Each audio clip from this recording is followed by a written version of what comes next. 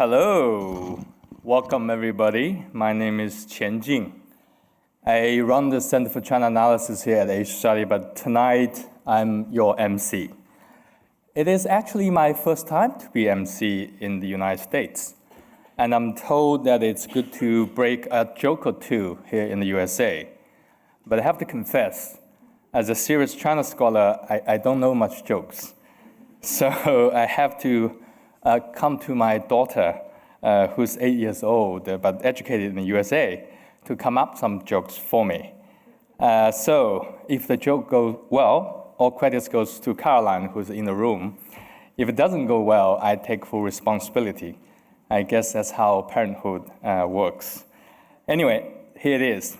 So in the year of 2025, which of the following were jumps higher? Number one, a wet raccoon with a bad hairstyle. You know who I'm talking about. Two, Trump's tariffs against China. Three, Guangdong's youth unemployment rate. Fourth, China's nationalistic sentiment. Fifth, President Xi's popularity rate in South America. Who wants to have a try? The right answer is obvious, is the red raccoon with a bad hairstyle, because the rest simply doesn't jump, if you get the joke. But if we go a little bit deeper, you will understand all of them are interrelated. And that's what we're actually doing at the Center for China Analysis, to provide integrated analyses. And you will read that from the report we're launching today, China 2025. And also you will see and read many of the discussion that is happening tonight. And I'm happy to report the report we have launched has been well received. A lot of media has already covered that, and we have more friends from the press tonight, from the Financial Times, The Economist, Bloomberg, New York Times, South China Post, and a few others. Feel free to cover more. I'm also glad to share that different partners of CCA has already started translating this report into French, Spanish, Italian, and of course Chinese. But I want to also emphasize all of this won't happen without a wonderful team at CCA and H Society. I have thanked a lot of people already in the video. There's one group I have intentionally left out I want to thank here in person, is those who have worked behind the scenes. So could I please invite the audience to give a round of applause to the unsung heroes, those who have worked behind the scenes, and all our families who have been quietly supporting us with unconditional love.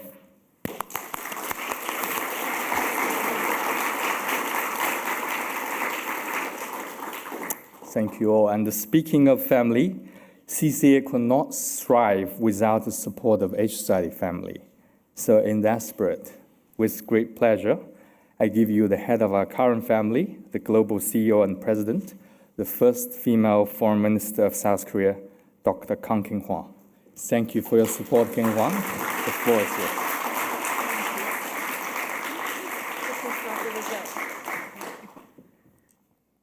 Good evening. Well, I don't have a joke, but really delighted to be here to welcome all of you.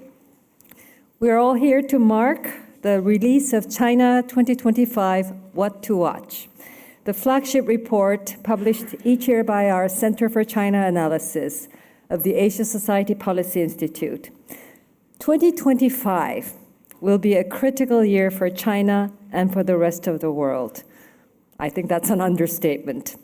This year's report, as the title indicates, zeroes in on the most important China-related developments to watch in the year ahead. I would like to thank everyone at the ASPI Center for China Analysis for all of their hard work on the report and for organizing this event. I particularly want to thank CCA co-founder and Managing Director Jing Qian for his leadership of CCA, all CCA fellows and staff gathering here from around the world, as well as the 16 authors of the report. Many thanks also go to all of our speakers appearing on stage tonight.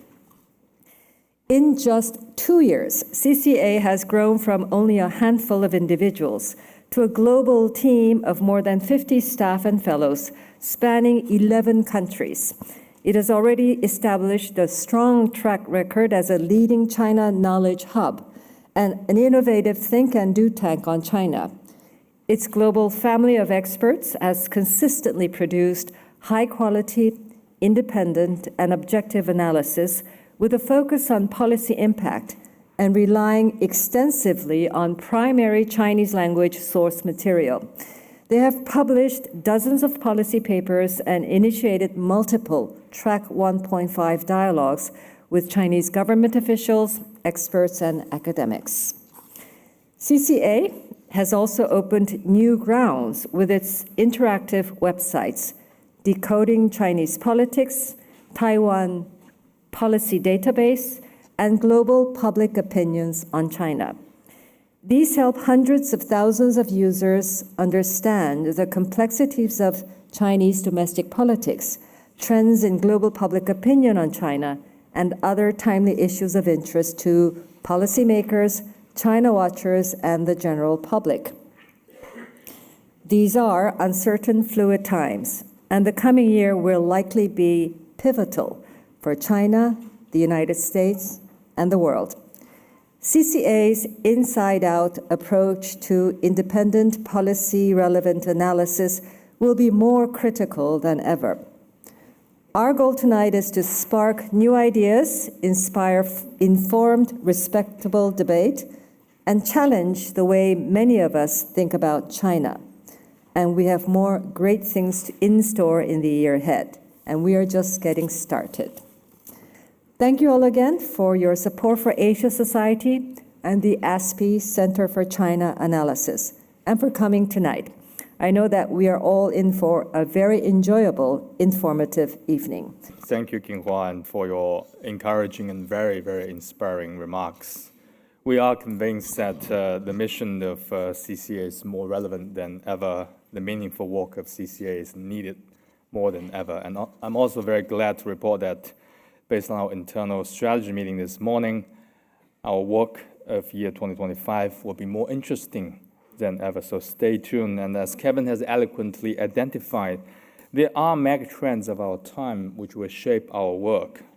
From the Trump 2.0 and the implications it will bring us from tech, trade, climate, public health, and global order, to the global realignment around the intensified US-China competition on the issues have just been mentioned, to all the internal changes in China and what will be the implications, giving you a few examples. For example, the generals that are missing in China, what do they mean for Chinese elite politics? What do they mean for Taiwan?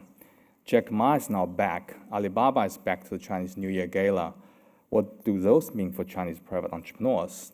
As Kevin mentioned, thousands of Chinese youths are riding bikes in the middle of the evening. What do they mean for Chinese society and state society interactions? And thousands of millions of Chinese with mental health issues, what do they mean for Chinese public health challenges? And I think our 3 panels with 4 spotlight presentations tonight hopefully will shed some light to those questions. But before I turn to our first panel, there's one housekeeping matter I ask to remind you all. We have interactive elements tonight. There's 3 polling questions. We welcome your participation. We also welcome your question to the 3 panels. On the page 2 of the program, there's 2 QR codes. Please scan and participate, and your participation will be rewarded. We have prepared 3 gifts with CCA characteristics. We'll have 2 lottery winners tonight. And there's 3 gifts. You can pick 2 out of 3. Gift number 1 is a free dinner tonight with all the authors, okay? It's a free buffet dinner, the best buffet dinner you will ever have at H Society. Right? The second is 2 free hours of questions with CCA experts on anything China related. I mean, anything China related. We have, as Kyung-wha said, 51 fellows cover everything China related. And third is 3 months of free access to all CCA private briefings inside Beijing Beltway, PLA monitoring, economic analysis, social sentiment, climate updates. So you can pick 2 out of 3 if you are selected. We're going to announce the first lottery winner on the break. and the second one at the end. So please participate. We'll announce that. Okay, now to the first panel, politics, Chinese politics. Politics first is the first principle to understand China. It seems to be the case for South Korea and for the United States now. The politicalization of things and securitization of things now have consequences in China and beyond. It has proliferated to state-society relationship, central-local relationship, civil-military relationship, as well as US-China relationship. Our first panel discussion today, I hope they're going to come to the stage at some point. Are you coming? Will be led by our senior fellow, Susie Jakes, who is also the editor-in-chief of China File, who will help with his first-class panelists to decode Chinese domestic politics. So over to you, Susie. Thanks. Okay. Good evening. As Jing said, I'm Susie Jakes. I'm the editor of the online magazine China File, but I'm delighted to be here tonight in my capacity as a senior fellow at CCA, a role for which I am eternally grateful to Jing and Kevin for inviting me to take on 2 years ago when we launched. Our topic tonight is China's domestic politics. Our theme, broadly speaking, is Xi Jinping's aspirations for China's future and the ways that his vision tangles and sometimes collides with China's economic, political, and social realities. Our time is quite brief, and my colleagues Neil Thomas, Wu Guoguang, Lynette H, and John Osburg are brimming with insight on many dimensions of this topic, and so we're going to get right into it. But I do want to underline, because I didn't understand this until just before we came on stage, that after we talk, we're going to invite questions from you, but we're not passing microphones. You need to use the QR code that Jing just showed you to submit them, and then they'll appear miraculously on this screen, and I can direct them to my colleagues. So please start submitting questions whenever you're so inspired. Neil, I think I'd like to start with you. You are the co-author of the opening essay in this terrific China 2025 collection. And your essay begins with the line, "What is good for Xi Jinping is not always good for China." And I thought that statement, sure to be somewhat provocative to our comrades in Beijing, might be a good place to start tonight. So explain yourself.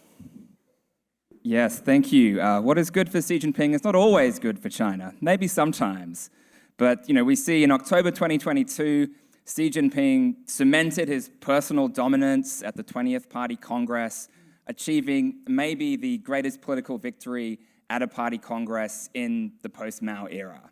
But since October 2022, China has had a very difficult post-COVID recovery, marked by pessimism in Chinese society, marked by fiscal strain in local governments, increasing skepticism about the centre's policymaking abilities, and especially now, the rising chance of hostility in US-China relations.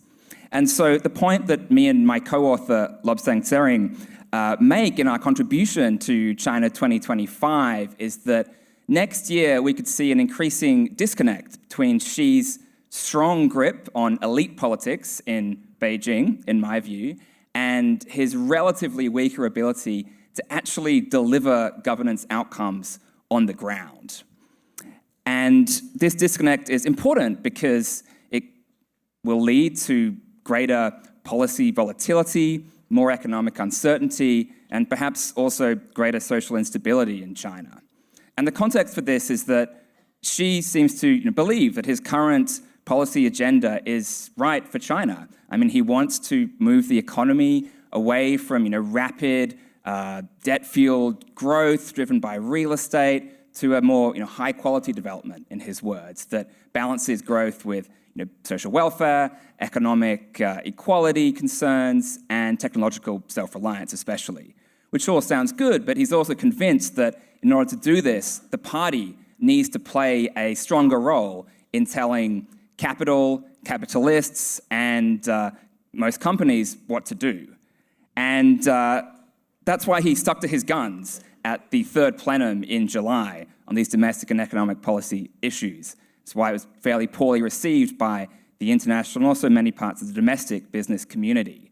It's something where occasion where he explicitly dismissed the concerns many people have about weak consumption and rising trade frictions as, quote, problems of transition to his, economic vision. But he also seems convinced that the problems and issues facing China at the moment are less the result of his policies and more the result of poor implementation of his policies by his cadres, which is leading him to, in my view, do more damage by tightening party discipline and ideological control even further. And so, if we look to yesterday's Politburo meeting, we obviously have signs that next year we will see more monetary and fiscal policy stimulus, which is a good thing.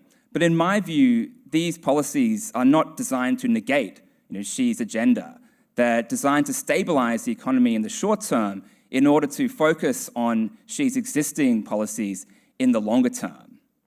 And so if we look to 2025 and what's coming down the road, I think the most likely course is perhaps that Xi doubles down on political control, economic statism, national security. But we do have to bear in mind that Xi's a bit more complex than the caricature we sometimes make of him. And he's shown with the end of zero COVID, recent relaxation of some economic policies, private tutoring policies, which he was very personally identified with, that he can show some flexibility ideologically, even some pragmatism when it comes to his own political interests in avoiding major economic and social risks. So it's not traffic in all one direction, but it's probably still more in that direction. But the best case scenario is that he does expend a lot of his political capital next year to maybe shift gears by expanding on the hints we have in the third plenum about fiscal reforms, hukou reforms, private sector participation. So that'd be my best case scenario. And the key watch point next year is the instructions that Xi will give for drafting the 15th five-year plan, which will cover 2026 to 2030. They should come at a plenum of the CCP Central Committee, which will happen sometime in 2025. Xi's been very dodgy on actually going by the fixed calendar of Chinese politics. So we don't know when, but definitely sometime next year. So stay tuned for more CCA analysis on that. Great. I think that's actually a perfect place for Guoguang, for you to jump in. As you write in your recent paper in this great collection, one of the ways, and as Neil just said, one of the ways that Xi is trying to bridge this disconnect between his power and his ability to deliver governance outcomes is through tightening control over the governing elite. And this is happening against a backdrop of large numbers of retirements of cadres who are aging out, purges, which you've also written about extensively in a paper that I'm excited we're going to be publishing in China File quite soon. And then there's going to be the appointment of this whole new generation of leaders born in the 1970s, so young like me.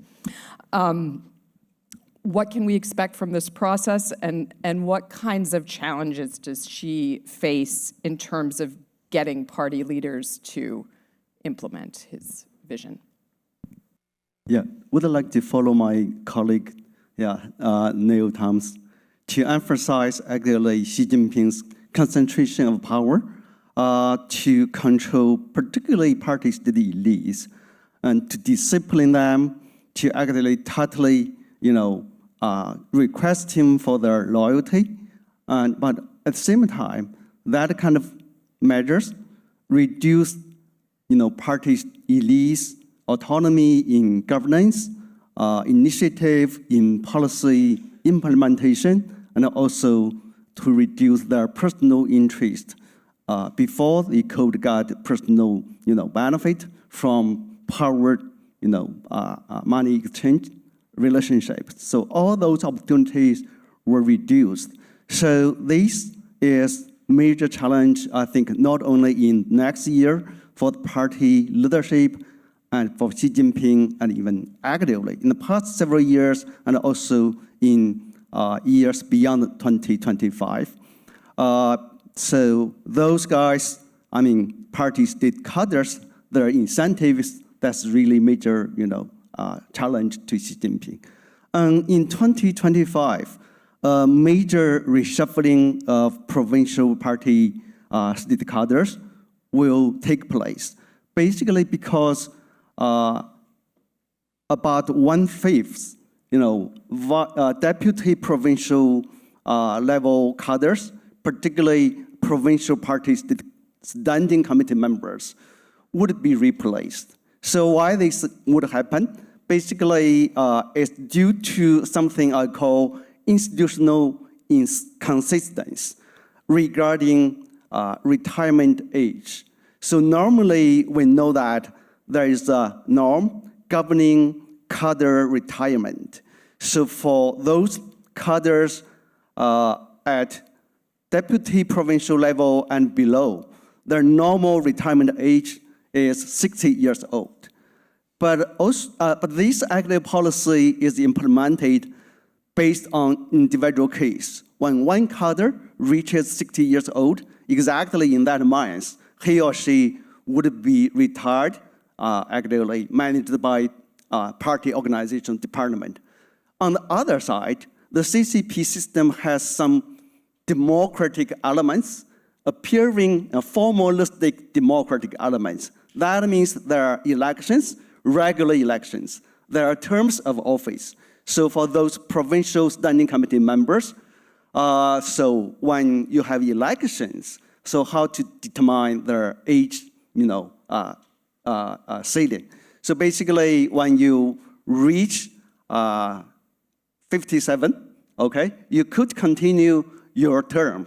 So that means you could be elected. But if you reach 58, normally you will not be be asked to retire. But at that year of election, you have to retire because you reach 58. You can't stay at office for another 5 years. So this institutional inconsistency makes problem for the party, cadre management. So last time, the election of standing committee member of a committee of provincial actively took place 3 years ago. So that means those who were elected to the party standing committee when they were at 57 years old. So in 2025, they will reach 60 years old. So they have to retire the next year. So that's why in the next year, about 50 members nationwide among less than 300 members of provincial party standing committee, they will retire. So there could be large-scale reshuffle of provincial leaders, at least the largest one before the next party congress, National Party Congress, which will take place in 2027. And is the significance of that you think, well, what is the significance in terms of policy implementation? I mean, of having so many new people. Are they going to be more flexible, more pliable to the central leadership's desires, or less so? Really good question, Susie. I think, so when the vacancies, come out, so some new cadres would be promoted. And under Xi Jinping, it seems that, competition for those kind of positions become even more intense than before because the norms are not so normal as before. So you need to find your connection, you need to gain, Xi Jinping's attention, a lot of things. So when you need to compete for those new positions, so I guess those party cadres, they will try to do two things. First, you need to show your loyalty to Xi Jinping and the party leadership. But at the same time, who actively does want to show less loyalty to Xi Jinping? Nobody, actually. So everybody tries to show their loyalties, so how Xi Jinping can choose among them. So at the same time, you need to show your capability in promoting economic development, in delivering better governance. But Xi Jinping's policies in general are contradictory with promoting economic development and to actively better governance. So you need to find actively a very narrow way between these two contradicting things. So show your loyalty to Xi Jinping, but still, with Xi Jinping's framework, you can promote economic development. So who can do that? Let's see who can do that in the next year. Who would be promoted? Very interesting. I want to shift now a little away from the leaders to the people that they lead with some questions for the two of you. John, another area of Xi Jinping's efforts at the moment is focused on inculcating party ideology, especially at a time when the lingering fallout of the handling of COVID-19, particularly the lockdowns, the breakdown of trust that came out of that, the kind of frustration. We were talking about this earlier especially with the most local levels of government, the economic slowdown, high youth unemployment, all seem to be contributing to this sense of widespread malaise, alienation, and alienation from precisely the kind of abject fealty that Xi Jinping seems to want to promote.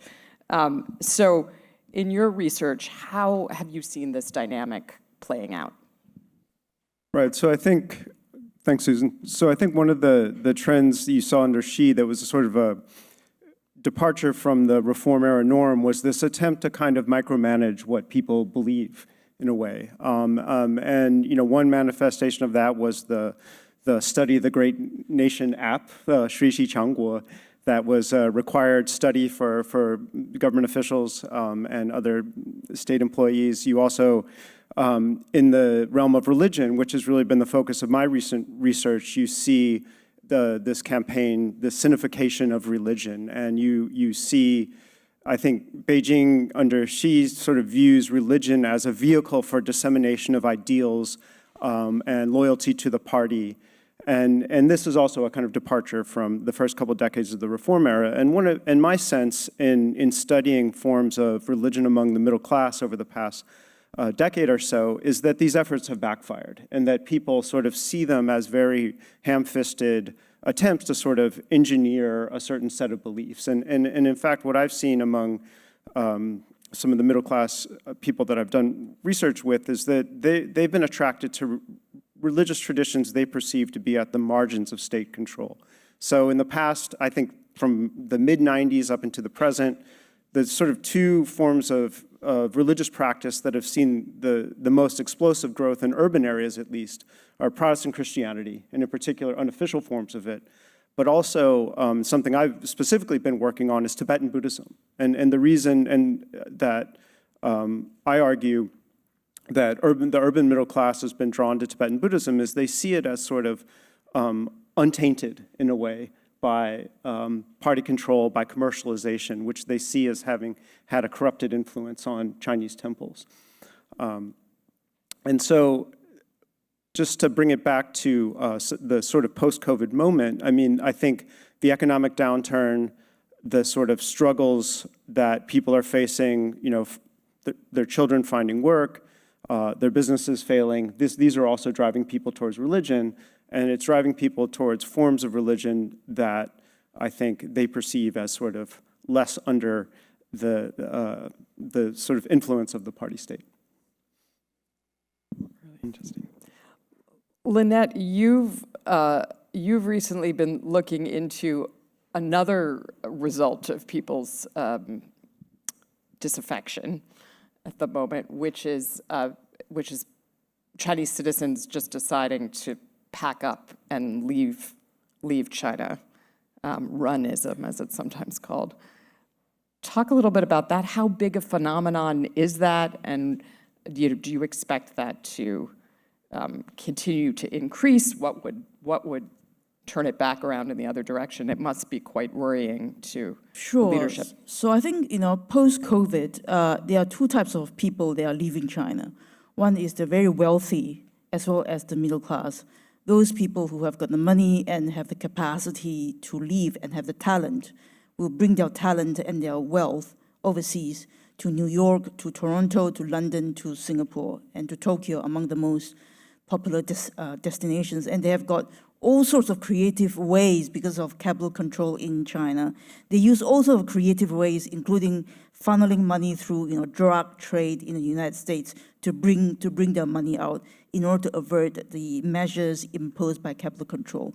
But there's another type of people who are leaving China, which is, there's always been there, but there has been a spike, I think, and a spike of 3 times the number of people post-COVID, is the number of people who came through to the United States and more recently to Europe and entering through, so they would fly from, let's say, Thailand or Turkey or Hong Kong to Ecuador, which used to allow Chinese people to enter the country visa-free, and then they'll walk all the way through the Panama, the Darien Gap, and through Mexico and to enter either the United States, either through Texas or California. So the illegal route, the Zhouxian people, there has been a spike. And recently, Ecuador say, the Chinese people cannot enter our country anymore visa-free. But these people with their snake heads have all sorts of ways to avert that. Could went in through third country. I have been told by people who have recently done that. And I think this is kind of the wider phenomenon of people who are increasingly dissatisfied with the regime. I think if you are dissatisfied, you are not happy with the regime, it could manifest in a number of ways. One is exit. If you have the capacity, you could just exit the system. But before exit, people who are unhappy would typically want to make their voice known. That might take the form of petition, protest. But as we know, in China, protest is illegal and it actually could invite trouble, right? So protest is inherently risky. You want to protest, you want to calculate the benefit and cost. You might get fired, you might invite trouble to your family members. Protest, voice, exit, and the other type, Kevin mentioned earlier, the discourse of Tangping, lying flat. So China is used for a long time for its 996 culture. People work from 9 a.m. to 9 p.m. 6 days a week. For as long as I've studied China, people have been so hardworking for its 996 culture. That is changing too. So the Department of Statistics in China actually had some statistics collected recently to register the number of people, the number of hours that people actually work. That has shown a small decline. So it's not just a discourse anymore. People actually are putting in less hours into their work. Why? Because they see that tomorrow's future is actually not brighter than today. So why should I work so hard? So what do all these means among the for the investors and policymakers sitting among us? You might be wondering what this implies. I think this implies a couple of things. China is the second superpower. It's an increasingly unstable society. But don't get me wrong, we are not going to see what happened in Syria with the Assad regime happening in China anytime soon. I'm not implying that at all. But I think what it means is that it's increasingly easy to tip the scale. China used to be a very stable society. Yes, there's kind of pockets of protest here and there, and people could come up with all sorts of statistics, but relatively stable. And the repressive apparatus, the government repressive system, the Weiwen system, has been really doing an excellent job in preempting and preventing people from conducting collective action, from stopping a group of people going out there to protest. Before you could plot that sort of things, the government could actually stop you. But more recently, people have been doing all sorts of creative things like mass cycling. Is it a protest? maybe it's not really a protest, but it's a way of expressing your dissatisfaction or your grievance in a creative way, or a string of violent incidents, which is a lone wolf type of incident, which is the system cannot actually preempt that because it's way too costly. And I think this is something to watch, the increasing signs of instability in China. Well, I think we may only have a couple minutes left, and we got a great collection of questions from all of you. Nobody in this audience is lying flat. But I have to just pick one, which is very hard. But I think it's going to be this one, and maybe we don't have time for each of you to answer it. Somebody's just going to have to jump in. Here's the question. As China faces mounting economic pressures, including slowing growth and demographic challenges, how do you see the Chinese Communist Party balancing its need for political control with the imperative for economic performance? This is Kevin's question. But here's the tricky part. Are there specific trade-offs you foresee becoming unavoidable in 2025? I think, people in the field, I've got students in the field interviewing local officials. Already they are showing that the government used to prioritize economic growth above everything else. That's how usually officials are evaluated. But these days, it is not. It is about party loyalty. It is about social stability, trumping economic growth. So there's clearly a trade-off, and I think Xi Jinping, through the institutional channels, is sending a signal that we are willing to deprioritize economic growth, and we are going to prioritize social stability and loyalty to the party.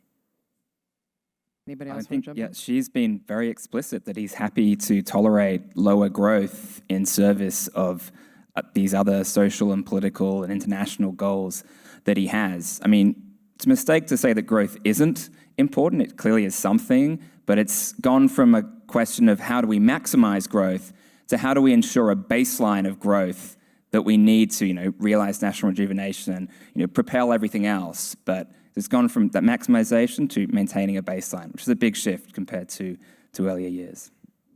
Well, I'm sorry we have to stop there, but this is also a perfect entree for our colleagues who are about to come up for a panel about China's economy. So please join me in thanking my panelists and welcoming the next panel.